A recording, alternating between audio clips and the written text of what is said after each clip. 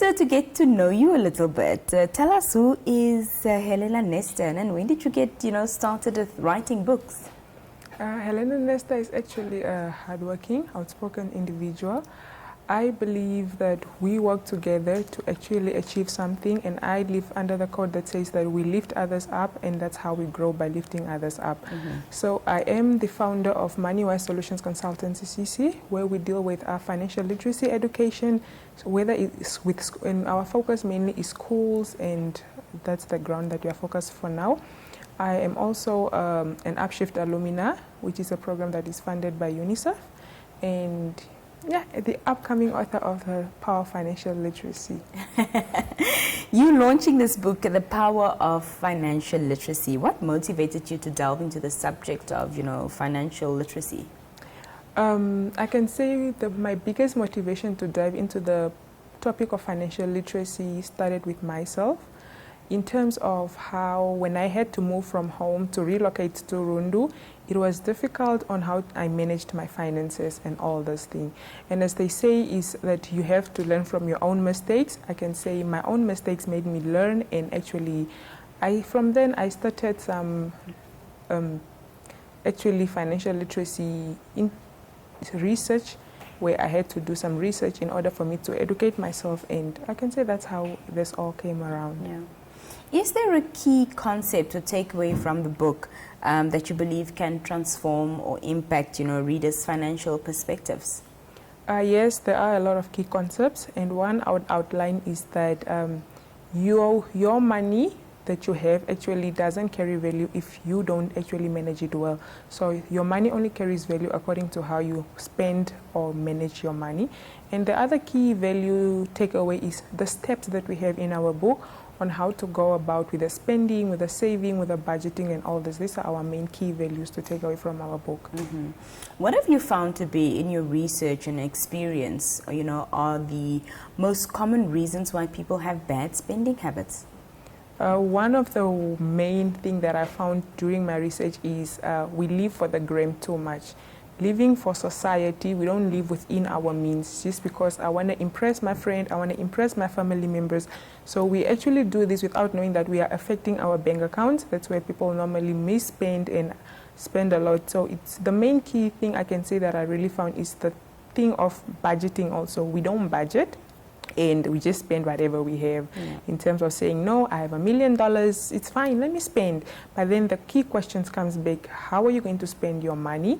And we don't actually spend on assets. We spend on liabilities all the time. And that's the main key things that I found out how people actually end up mismanaging money. It's they don't draw up a budget, and also trying to live life impressing others and making it, to have this name to say, it's her, we know her, but unfortunately you're affecting your bank account. Yeah. Does your book touch on investments? Because young people don't really believe in saving for a rainy day or putting their money somewhere where it will grow over time, over months or years, etc. Do you touch on that, and what's your advice on investment? Yes, our book does touch on investment. Our key topics are actually budgeting, spending, saving, and investment. So investment is it's a key, very important thing, because when you put money in your saving account, it's there, yes, you have the money, but when inflation comes, your money actually loses value because the prices have increased and all this. With investment, your money is growing on a daily basis. Unfortunately, the only part of investment that people really don't like, or why people don't go for investment, is the risk that comes with investment. Investment comes with losing money. Investment comes with gaining money. Most of the cases, we want to gain money, but we don't want to lose money. So the key thing is, I would advise that go for the challenges, go for the risk that is coming with investment, because at the end of the day, growth always comes with challenges, and you will face obstacles, but just go for it. It's an investment. An investment doesn't grow in a year, it grows with time, actually. So you just have to teach your mind and understand that I want this. Actually, the thing of, when it comes to investment, if you want to be an investor, outline short-term goals and long-term goals for your life. And as investment, it's a long-term goal. So outline, why do I really want this thing? And then I think from there, you're good to go once you have your goals. Yeah. This is your first book that you're authoring. Talk to us about the experience, of course, and you know, some of the lessons that you've learned in the process. I would say being an author is not any simple or easy thing, because it requires you to put your knowledge on paper. But as you're putting your knowledge on paper, it's not about you only, but it's about the readers. What do you really want to send out there? Why are you doing this? These are the main key questions and key things that you have to look at as an author. Why am I writing this book? What will someone that gets my book actually pick up from your book? So I would say the challenging part was to balance it, to say, okay, I'm writing this book, but I have to put people in consideration, the readers actually. So, because you're not writing a book for yourself, you are writing it for the readers. So the most challenging part was when I had to turn the manuscript that was meant for me myself into a thing that everyone else can get access to, into turning around your concept, because you are writing for yourself. Now, how does it become when you're writing for someone else? It is challenging, and I would really say the upcoming authors, if you're really looking forward to this journey, it is a journey you have to take up with spirit, with hope, with faith. Times of giving up are always there. I would really be honest that giving up is actually your daily life as an author, especially from writing and through the publishing phase. You would want to give up, but if you know why you are doing it, you know. And as authors, be relevant. Don't write irrelevant things. Know why you're writing what you are writing and focus on what you are writing. Have a key focus point. Most of the times, we don't have a key focus point. That's why you find that the person wrote about 3 things in one book. So have a key focus point, and if you are actually planning on writing various books, each book should focus only on one thing. And don't just write on what you know, but write according to research and what you know. Yeah. I would really say enough research would really, really do you good. You mentioned, of course, that you give financial literacy talks or training to school-going children.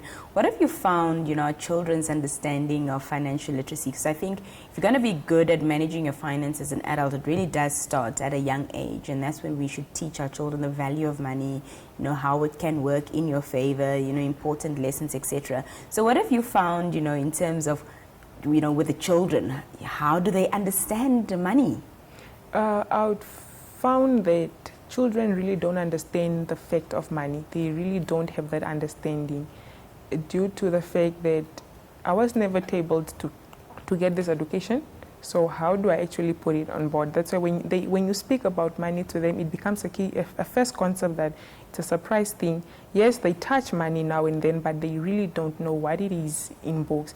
Most of the schools that I visited are high schools, and I can say people that really do understand this are commercial students, because they get to experience some of this in their concept when they're being taught about economics, accounting, business studies. But just a normal person would really not understand. And I think that's where our children version comes in, because the books are too, and that's where our children version comes in, to say, let's create a safer environment where kids are also educated about it and just not adults, because a foundation is built from childhood. And then when you grow up, your mindset is already locked into saying, no, I have to save this $20, I have to spend this $50. So fantastic. Well, just very briefly, the book is launching this weekend in Rundu, and tell us, you know, after the launch, where it will be available and how much the public can get it for.